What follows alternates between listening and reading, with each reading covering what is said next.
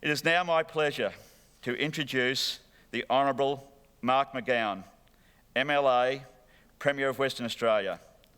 Mark Mcgowan was elected Premier on the 11th of March 2017. In addition to his role as Premier, he holds a public sector management, state development, jobs and trade, federal and state relationship portfolios. This will be the first time in the 29-year history of the Diggers and Dealers Forum that the Premier of this great state of Western Australia has delivered the opening address. Please join me in welcoming Mr. Mark Mcgowan to the stage.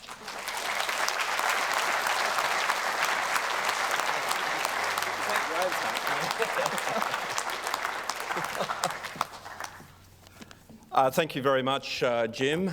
Can I also just do some acknowledgements up front? Firstly, to Lyndon Brownlee and the Wongutha people, thank you for your welcome to country. Can I acknowledge the traditional owners of the land, past, present and emerging.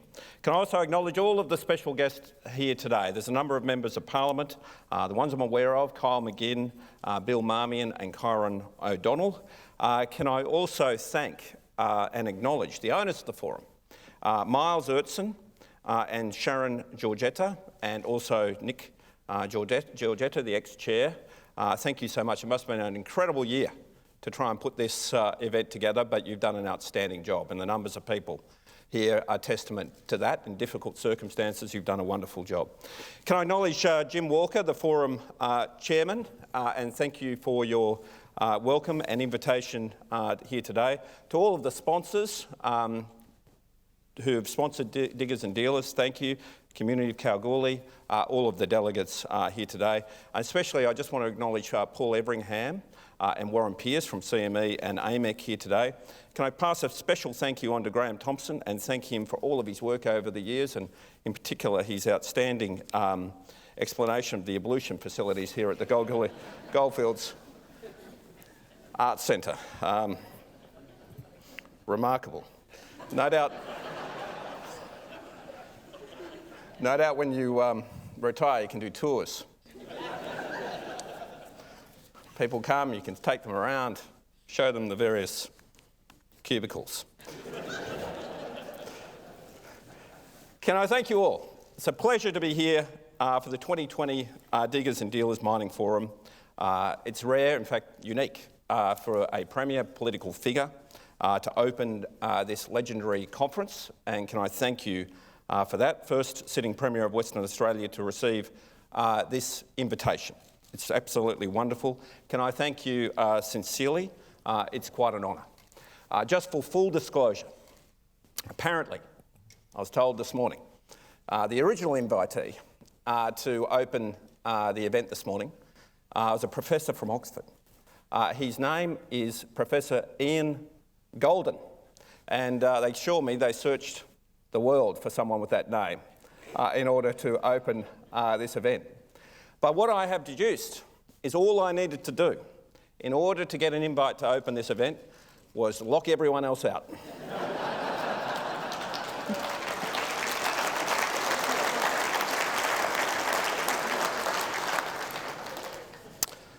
What a year it's been. We've been fighting tooth and nail against a dangerous health risk to our state. For the last 8 months, we've been successful in keeping this invasive threat out of Western Australia. This has benefited the health of our citizens and subsequently the health of our finances. But now that we have successfully dealt with Clive Palmer, we can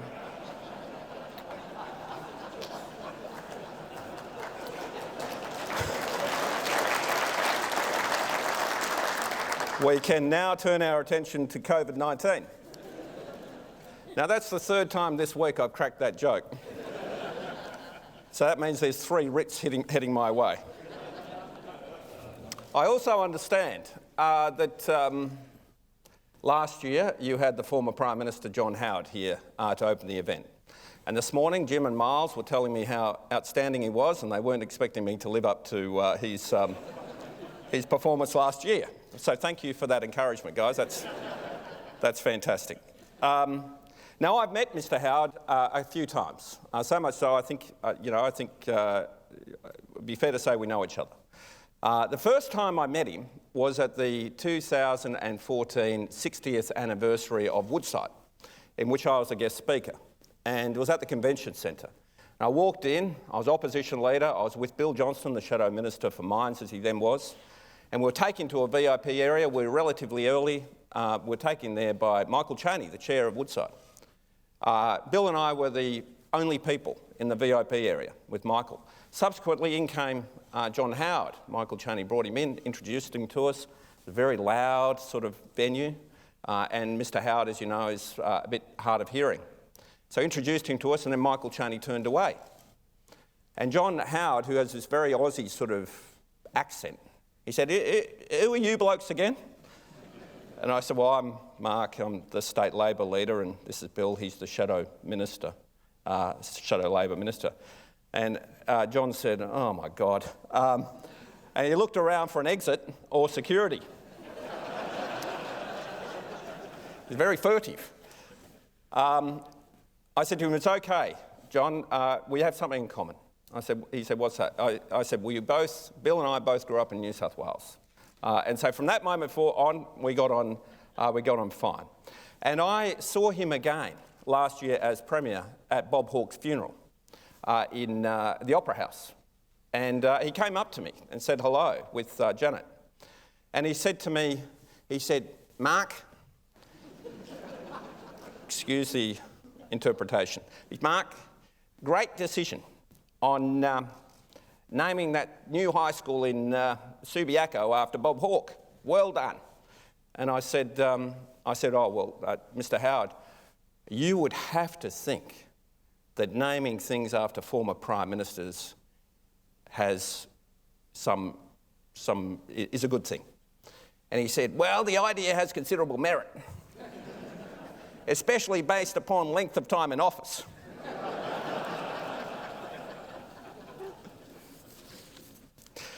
Can I just, on a serious note, can I thank the resources industry for the way it has conducted itself during the pandemic?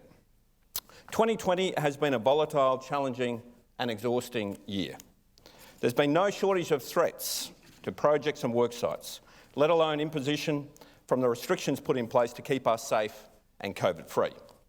But all through this crisis, the industry has handled itself well, understood what was at stake, and worked with government to ensure the industry could continue to operate safely and virtually uninterrupted, to keep the economic and financial lifeline it represents to Australia intact. As Premier of Western Australia, I'd like to thank you all personally for your cooperation and understanding. It's been refreshing to once again see the rest of the nation being reminded of just how much of Australia's prosperity is dependent upon Western Australia and in particular the mining and energy sectors. Western Australia carries the country. Whilst the other premiers don't like to hear that, it is true. This state carries the nation. Our net contribution to federal finances is many times per person the next highest contributor, which is New South Wales. We lead the country in economic recovery from COVID. We've come a long way. When the crisis began earlier this year, we established the National Cabinet as a means to quickly respond to what was a rapidly, very, very rapidly developing crisis. There were two briefings that I will never forget for the rest of my life. They caused me to lose sleep. The first was the briefing at National Cabinet on the impact on COVID, potentially, predicted impact, on our health system. We were briefed on hospitals being unable to handle the loads, patients in corridors and car parks, deaths of the elderly, the infirm, the immunocompromised and the unlucky, in the hundreds of thousands, potentially, of Australians. We had to act quickly, or else Australia could potentially reflect what occurred in Italy, Iran, London, New York, all over the world. We could not tolerate that. The second briefing that I always remember was the list of industries that we were advised could be closed around the country in order to limit movement, contact, and therefore spread of the virus. I felt sick when I saw the full list. The jobs, the livelihoods, the uncertainty for the future for Australians. I refused to close too. Firstly, big box retailers, Bunnings, Kmart, Target, the like. Unlike other states, we kept ours open, given the jobs and the ability to distance inside those businesses. If we'd closed them, it would have been catastrophic for our construction and residential construction industry in Western Australia. They would have ground to a halt. More than 100,000 jobs lost. Secondly, Western Australia refused to close the West Australian resources industry. Not only for the employment it sustains, but it would create turmoil across Australia and across the global economy. And the nation would then lose the revenue that this industry generates to respond to the pandemic itself. That is, to fund our hospitals, our police, our support services, and the income it provided to the Commonwealth Government. When I saw it was suggested to close resources, I just said no. What we need to do is manage this. We need to manage our way through this. We also needed to take action as part of that management to ensure that we didn't get outbreaks on work sites or in camps throughout the sector. It was a big task because, as you know, it is a big industry. Any single outbreak could have been devastating. We worked very cooperatively, especially with the Chamber of Minerals and Energy, to ensure that everyone could continue to operate safely. And that has taken a lot of work, and I'd like to thank the CME and Paul Everingham in particular. But as we meet here today, over 6 months later, I think we can all agree the hard work in Western Australia and the sacrifice were well and truly worth it.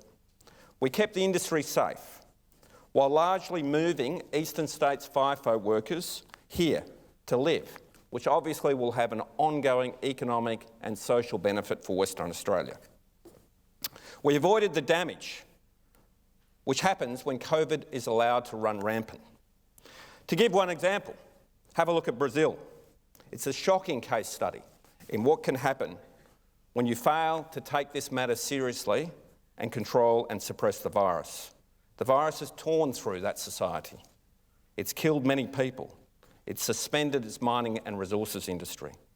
In contrast, the data from 1920 financial year, released in September, is testament to how WA has performed. Record sales of $172 billion. Iron ore sales reached a record $103 billion on increased output and an 8-year high price. Gold sales have soared to an all-time high of almost $16 billion, with prices averaging more than $2,300 an ounce. Mineral exploration expenditure hit $1.7 billion, an increase of 17% from $1.4 billion in 1819. A record average of 135,000 people were employed in the resources sector during 1920, up from 128,000 people the previous year. Iron ore and nickel construction activities accounted for most of the growth, whilst exploration employment has increased by 12%. Almost $19 billion was invested in WA's resources sector, up from $17 billion in 1819. This represents the first year-on-year increase in mining and petroleum investment since 1213. There are currently more than $100 billion worth of projects in the pipeline. None of this would have been possible last financial year if Western Australia had fallen victim to the virus, if we hadn't all kept Western Australia safe and strong. We would live in a very, very different world, and we would have a very, very bleak year ahead. It's pretty self-evident that whilst Western Australia is performing quite well at present, all things considered, we live in a very volatile world. Firstly, whilst Western Australia is an island within an island, The pandemic still rages around the planet. Paris shut its bars this week. Britain is going through another round of shutdowns of industry. The British economy contracted by 20%. That's Great Depression levels. And the White House is a global case study on how quickly the virus can spread. There's one big super spreader right there, and the chaos it can cause. It means the risk of shutdown is ever present around the world. It means prices are highly volatile. There is also the global recession, which is going on around the world, meaning that the volatility from unpredictable levels of demand continues due to an ongoing economic contraction. While WA has announced our recovery package, the prices your products will fetch will undoubtedly be determined by how the US, China, Japan, the Eurozone decide to recover from this global recession. Despite all of that, despite all of the uncertainty and the unpredictability, supply, demand shortages, restrictions, Western Australia, for my money, represents one of the best places in the world to mine, to set up, to hire and to invest. Unlike so many other jurisdictions, we are virus-free, with the strongest fundamentals in the world. If I were a betting man, I'd be betting big on WA. As the world stands on the precipice, Western Australia represents one of the best opportunities going around on the planet. It's chiefly because our fundamentals are strong. Firstly, Western Australia is the only state in the Commonwealth not in recession.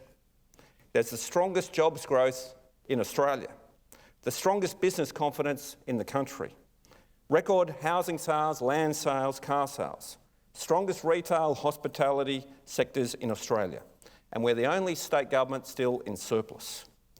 We are committed to keeping your work sites, your projects operational and construction open for business and COVID safe. There's nothing worse for confidence and economic performance than ongoing outbreaks. Absolutely nothing worse. Secondly, Western Australia is the best jurisdiction in the world to do business in. We should remember, we possess a secure investment environment built on a foundation of transparent and stable regulatory system, strong legal framework, proven tenement systems, quality geoscience databases and information systems, and renowned geoscience expertise. We have established road, rail and port infrastructure which is world-class, a secure energy supply system, and a strategic location which capitalises on our proximity to Asia. Not to mention high environmental and safety standards, regulations and legislation.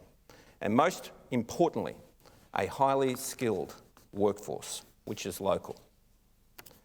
Included in all of this is our world-class mining equipment technology services sector, or METS. It is world-class. Of the top 100 METS companies operating worldwide, 22 of them are based in WA, and another 75 have a presence here. It is estimated there are over 1,700 specialist METS companies operating in WA. Amazing West Australian success stories amongst them. Companies, so many, like WestTrack. And I'm sure there are plenty of others in the audience here today. They are an essential part of our industry and the industry's success. We should never forget that. These are the foundations of West Australian success and ensuring West Australians get the benefits of our great industry. Developed in partnership between government, industry and even academia over the decades. In our most recent state budget last week, we provided $5 million extra for 2 rounds of the Exploration Incentive Scheme. We're rebuilding the Joe Lord Core Library here in Kalgoorlie with a $7 million investment. We funded Environment Online, over $30 million, a one-stop shop for environmental approvals and having a look at the research others may have done before you. And we've announced the largest ever capital investment for our TAFE network all over WA, especially regional WA, including $10 million for Kalgoorlie TAFE campus. This will allow for 400 apprentices to be trained at Kalgoorlie TAFE each year in high demand, engineering, fabrication, electrical and automotive courses, essential for the resources industry. Thirdly, the evidence is there that in the resources industry, despite the uncertainty, bigger investments are taking place literally this week. The super pit is expanding once again. Don't know what you're going to call it after you call it super pit when it gets even bigger. Super pit. Last night, I was able to announce the Fimiston South expansion has received environmental approval to proceed, with 700 jobs involved. And we saw the game-changing announcement of the merger of Northern Star and Saracen, making the new organisation the 10th biggest gold mining company in the world. It shows genuine confidence in WA to make a deal like that right now. We are the most stable, reliable jurisdiction in the world, and whilst our enduring qualities are appealing, it's our future prospects that are exciting, and a fundamental reason to bet big on WA, where our potential is not in the minerals in the ground waiting to be dug up, but in the people and the organisations that do it better than anywhere else in the world. Supported by the state government that understands the industry and the key role it plays in the long-term prosperity of the state. We are enthusiastic to promote those areas. The clearest example is Western Australia's expertise with resources technology, especially autonomous technology, essential for operating in hostile areas and improving safety. It has been estimated that the Pilbara region alone contains 75% of the autonomous haul trucks currently operating globally. Statewide, there's around 400. There's also Rio Tinto's AutoHaul, the 2.4-kilometre train, effectively the world's longest robot. The adoption of autonomous technology is not limited to the Pilbara. Newmont is investing $150 million into an autonomous truck fleet in Boddington, making it the world's first open-pit gold mine with an autonomous haul truck fleet. All over the state, companies are using remote operation centres and using inspection drones. It has put WA at the legitimate cutting edge. It gives us a reputation in a whole new industry, independent of the influence of resource prices. Even NASA has come knocking on our door when it comes to autonomous technology. They partnered with Woodside to train one of its robonauts in their oil and gas operations. WA's expertise has led to Perth securing the national headquarters for Australian remote operations for space and Earth. The mining and met sector's expertise in remote and autonomous operations has the potential to centre WA in the world's rapidly growing space industry. We want young West Australians to be able to reap the benefits of this advantage and ensure your industry has access to the skilled, high-tech labour it needs, which is why we partnered with Rio and the universities to deliver new qualifications in automation through our TAFEs and our high schools, as well as helping to fund Westrack's Technology Training Centre in Collie. The facility is the first of its kind in the Southern Hemisphere. It delivers training courses to technicians and operators of autonomous equipment with an initial focus on Caterpillar haulage vehicles. I got to open it myself the other day. It really is something. The other major opportunity we see for Western Australia is our positioning as an ethical resources jurisdiction. Increasingly, customers around the world will want to ensure that the goods they buy are ethical, environmentally ethical, free of slave or exploited labour. They want products they buy to not contribute to any harm to the world. The manufacturers are hearing them loud and clear and ensuring their supply chains can match their pitch to consumers. Take the car industry, for example. Major motor companies are now setting down the path of certifying their supply chains, making sure they'll be sourcing minerals from ethical producers in the future. Western Australia is one of the most ethical jurisdictions in the world. I understand BMW has already identified WA as an ethical producer of lithium and cobalt and has negotiated supply contracts directly with WA miners to reflect that. Just this week, you would have seen the story in the paper about Tesla pursuing contracts in WA to lock in ethically supplied nickel for its own supply chains. This won't be a temporary trend. This is going to be a fundamental shift in the way business is done.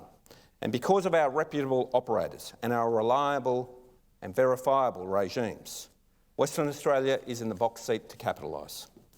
The last thing I'll mention is the importance of strong trading relationships.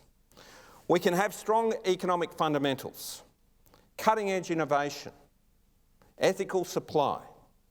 We can be COVID-free, and we can have a wonderfully skilled workforce, but we still need customers. So while foreign affairs is the domain of the Commonwealth Government, Western Australia will always advocate for sensible dialogue and strong relationships because we are a trading state. I want businesses that sell out of WA to have access to the markets that they need. I'll make sure that those voices are heard. Western Australia understands the value of strong trading relationships, how they underpin our prosperity. The people in this room, better than anyone else, understand that. In these tumultuous times, there's so much we can't control. But how we publicly act with regard to our trading partners, our customers, we can. We should always protect our interests. That isn't in question. But is it in our interest to be reckless with trading relationships that fund the nation? It's about acting diplomatically. We need to get on with our major trading partners, whether it's Japan, Korea or China. WA sells around $100 billion of products to China each year. We buy about $4 billion of products from China. It's a $96 billion trade surplus. I think probably unprecedented in the world. Australia needs to have a good relationship with China. It's not beyond us as Australians to do that. In these difficult and uncertain times, it's essential to keep trade relationships strong rather than letting them fall victims to disputes. Let's not add to our already large plate of issues. Despite 2020 being a time of great uncertainty, volatility and disruption, I truly believe there's never been a better time to bet big on WA.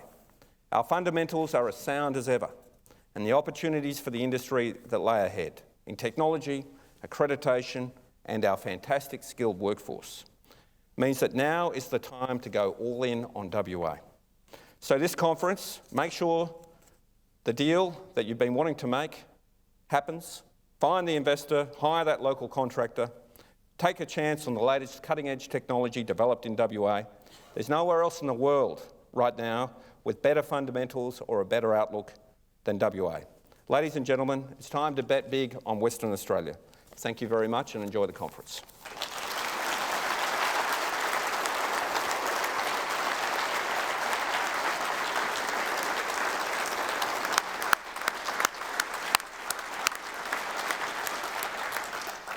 Thank you, Premier, for that excellent speech.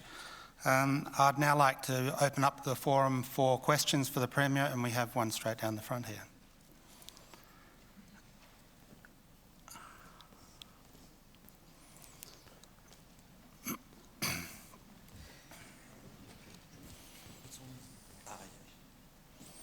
Premier, thank you for your presentation.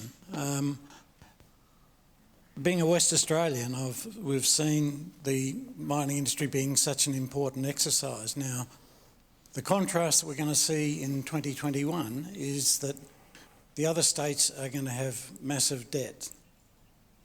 Would we have another situation with the GST where we might get pared back? Are you concerned that the GST will change? Thank you very much for that question. It is true that they are going to be worse off, I expect, financially than Western Australia.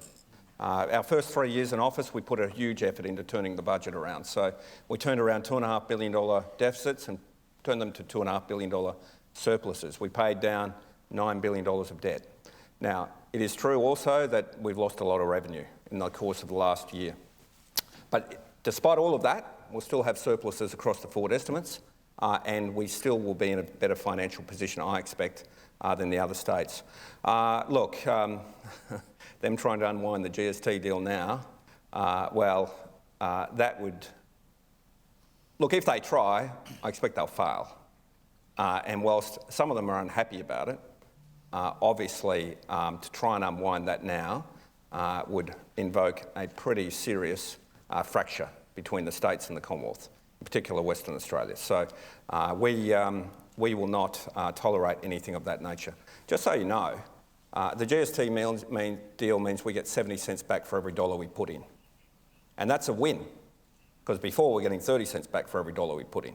So it's not like we're getting a dollar for a dollar. We're getting 70 cents for every dollar we put in. So it's a significantly improved arrangement what was there before, but it's not it's not as though we're getting what the other states are getting. Northern Territory gets $4 for every dollar they put in. New South Wales complains a lot, and they get about 95 cents for every dollar they put in. Victoria gets about $1 for a dollar. Queensland gets $1.19 for every dollar they put in. Tasmania, I think it gets about $2 for every dollar it puts in.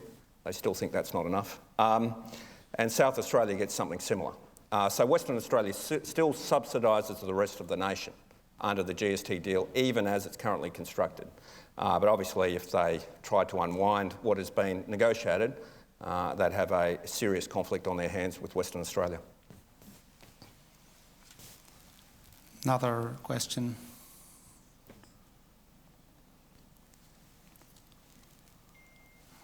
We've got one over in the far corner. Hi, Premier. Thank you very much. My wife would be very impressed. You're a pin-up poster boy in our household at the moment. There's nothing you can do wrong. Where is the poster?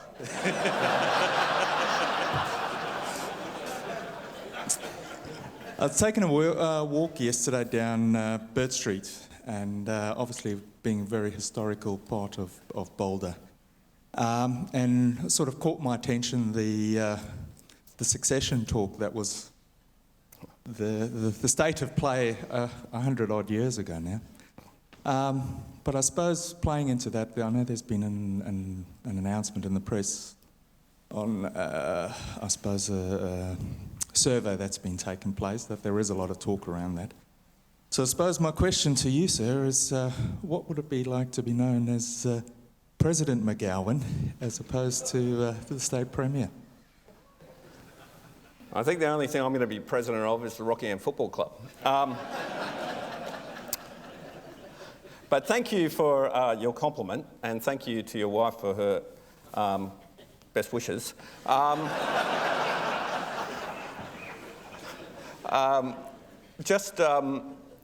Look, secession is something that is mainly talked about in jest. It's mainly talked about in jest. We're all proud Australians. We all know that. And but it is one of those things, particularly in a state like Western Australia, where we do so much for the other states, and there seems to often be a lack of understanding or appreciation of it. And so that's why I think people get their backs up a little bit. Resolving broadly the GST deal, as I said, 70 cents in the dollar we get back, I think softened some of that angst that existed in WA.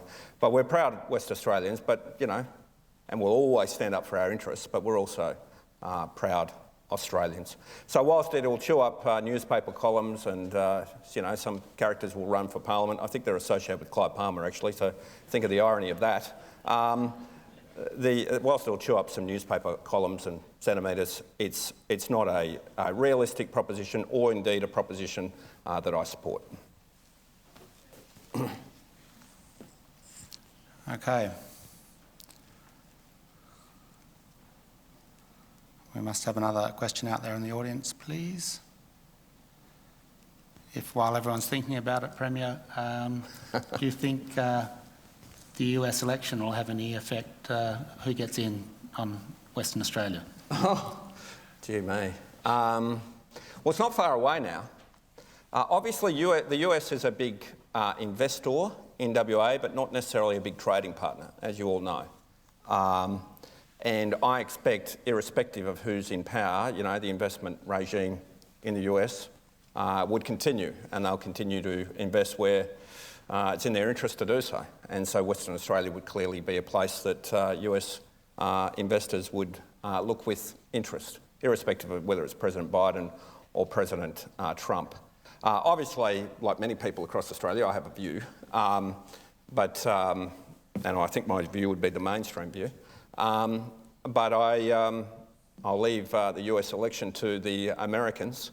It's now, whatever it is, a month away. I've never seen in a democracy so much turmoil. It's incredible, actually, how much turmoil there is. I do think the United States really does need to... there's a word they always use, heal. It's overused, but they need to heal. They've got a lot of trouble, and they've got a lot of problems within their country.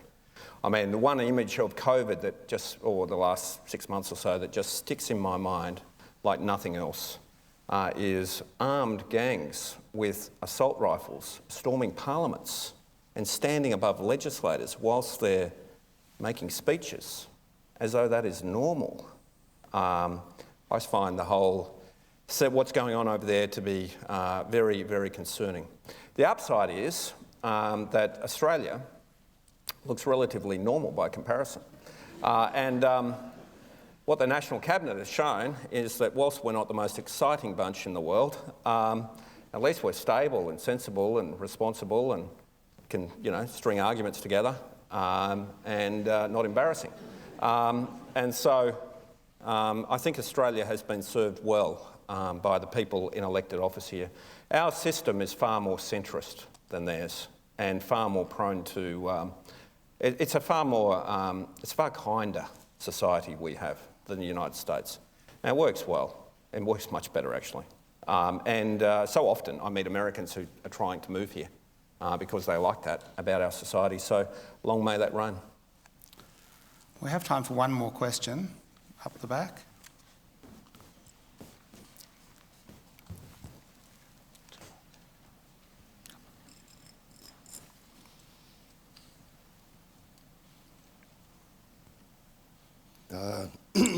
Hi, Mr. Premier. Thank you very much for coming here. So I've recently moved across from the oil and gas industry. I was 20 years in oil and gas. And good decision. Yeah, no kidding. And moved into mining. And I hear you talk about technology and the focus on technology around automation and so forth, but there's also a wealth of technology associated with the subsurface and the characterisation and a lot of expertise we have there. Do you see any opportunities, or is there a lot of discussion around the subsurface technology, for example, seismic and so forth, that can help drive our industry here in Western Australia and stay ahead, be an industry leader in subsurface characterisation, which is what we've done very successfully in the oil and gas business? In mining, you mean, yes. As opposed to oil and gas? Yeah, very much so in mining. Well, I'm not an expert on this. You'll know, everyone in this room will know more about it than me, but clearly our expertise we generate in Western Australia in all these fields is world class. The last couple of days I've talked a lot about the Kalgoorlie School of Mines and the sorts of people it produces, both outstanding engineers and surveyors, but also very good business people. It's a credit to the state.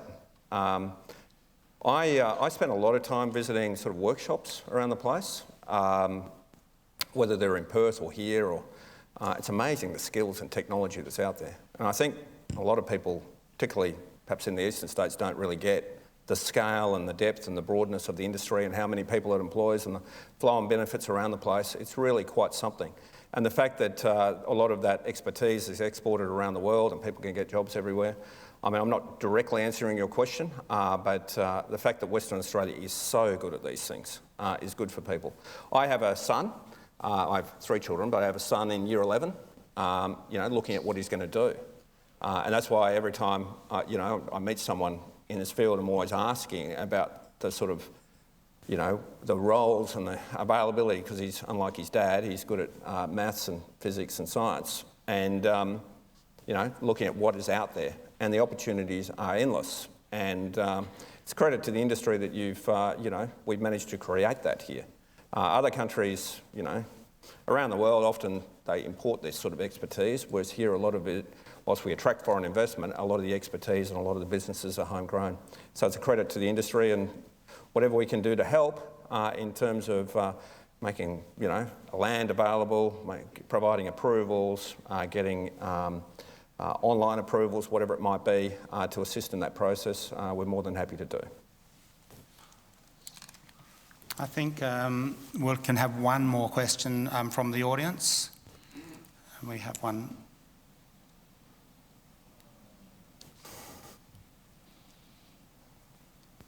No, we don't.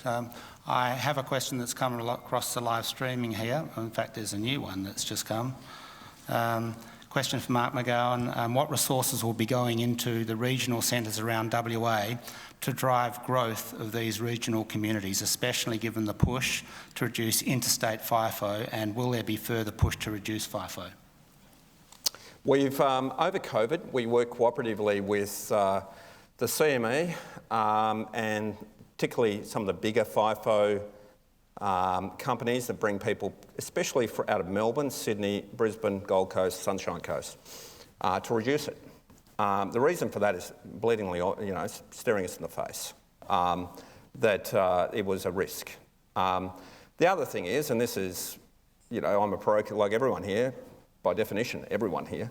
I'm proud West Australian. I want to see our state do well. Obviously, having people in the mining industry living here and working here, raising their families here, buying a house is important.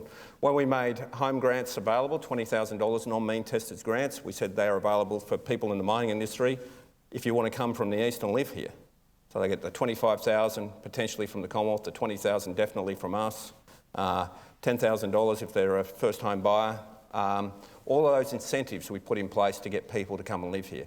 And all the reports back I've had are there's literally thousands of FIFO workers from the east and potentially their families who have moved to Western Australia. And that has been a terrific addition.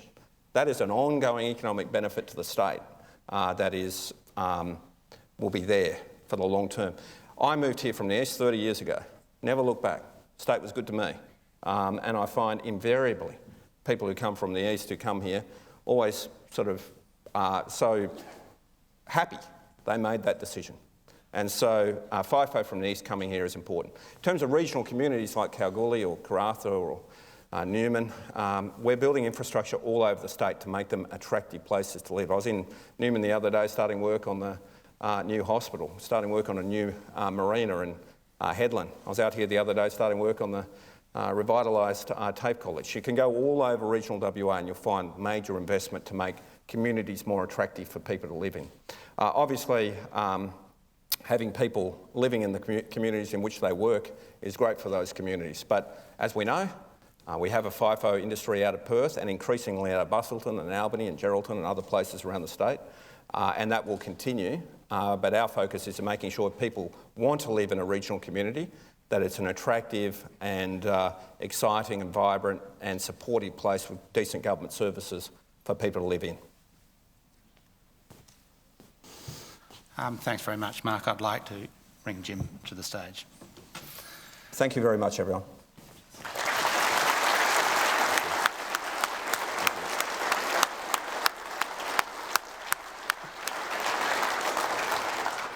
Premier, it is my privilege to thank you for coming up here and also addressing this audience, and no doubt with the way your government's going and the way you've handled things going forward and the way you've been supportive of the mining industry, you've got everyone here behind you, and we thank you very much. Would you once again please thank Premier Mcgowan for his speech this morning. Thank you.